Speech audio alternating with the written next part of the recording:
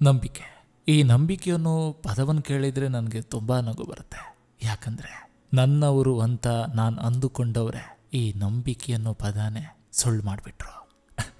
ಜೀವನದ ಕೊನೆ ತನಕ ಜೊತೆಗಿರ್ತೀನಿ ಅಂದವರೆಲ್ಲ ಕೈ ಕೊಟ್ಟರು. ಒಂದೊಂದ್ಸಲ ಅನಿಸುತ್ತೆ, ನಾವು ಯಾರನ್ನು ನಂಬಬೇಕು?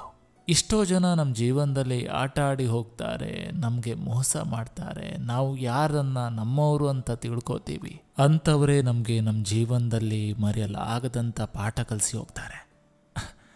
ಆದ್ದರಿಂದ ಇಲ್ಲಿ ಯಾರನ್ನು ನಂಬಬೇಕು ಅನ್ನೋದೇ ಬಹಳ ಒಂದು ಯಕ್ಷ ಪ್ರಶ್ನೆ ಆಗಿಬಿಟ್ಟಿದೆ. ನಾನು ಹೇಳೋದಿಷ್ಟೇ, ಇಲ್ಲಿ ಯಾರನ್ನೂ ನಂಬೇಡಿ.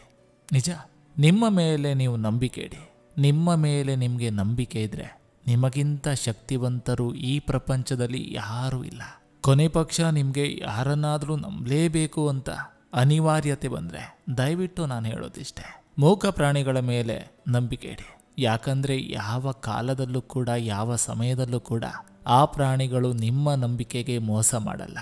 ಅದಕ್ಕೆ ತಾನು ಹೇಳೋದು, ಪ್ರಾಣಿಗಳೇ ಗುಣದಲ್ಲಿ ಮೇಲೂ ಮಾನವನದಕ್ಕಿಂತ ಕೀಳು. ಉಪಕಾರವ ಮಾಡಲಾರ, ಬದುಕಿದರೆ ಸಹಿಸಲಾರ. ಸತ್ಯಕ್ಕೆ ಗೌರವವಿಲ್ಲ, ವಂಚನೆಗೆ ಪೂಜ್ಯತೆಯಿಲ್ಲ. ಇದೇ ನೀತಿ, ಇದೇ ರೀತಿ, ಇನ್ನೆಲ್ಲಿ ಗುರು ಹಿರಿಯರ ಭೀತಿ.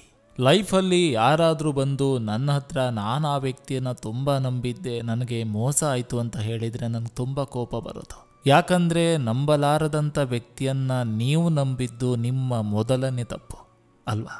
ನಿಮ್ಮ ಮೇಲೆ ನೀವು ನಂಬಿಕೆ ಇಡಿ, ನಿಮ್ಮಿಂದ ಎಲ್ಲವೂ ಸಾಧ್ಯ. ನಿಮ್ಮ ಮೇಲೆ ನೀವು ನಂಬಿಕೆ ಇಟ್ಟರೆ ಖಂಡಿತವಾಗಿಯೂ ನೀವು ಗೆದ್ದಂತೆ.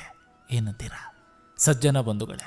ಇದು ಇಂದಿನ ಸಂಚಿಕೆ ಅಂತ ಹೇಳ್ತಾ, ಈ ಸಂಚಿಕೆ ನಿಮಗೆ ಇಷ್ಟವಾಗಿದ್ರೆ ದಯವಿಟ್ಟು ಒಂದು ಲೈಕ್ ಮಾಡಿ, ಜೊತೆಗೊಂದು ಕಮೆಂಟ್ ಮಾಡಿ. ಮತ್ತೆ ಮುಂದಿನ ಸಂಚಿಕೆಯೊಂದಿಗೆ ಅತಿ ಶೀಘ್ರದಲ್ಲಿ ನಿಮ್ಮನ್ನು ಭೇಟಿ ಆಗ್ತೇನೆ. ನಿಮ್ಮೆಲ್ಲರ ಮನಸ್ಸು ಪ್ರಶಾಂತವಾಗಿರಲಿ ಅನ್ನೋದು ಈ ವಾಹಿನಿಯ ಉದ್ದೇಶ.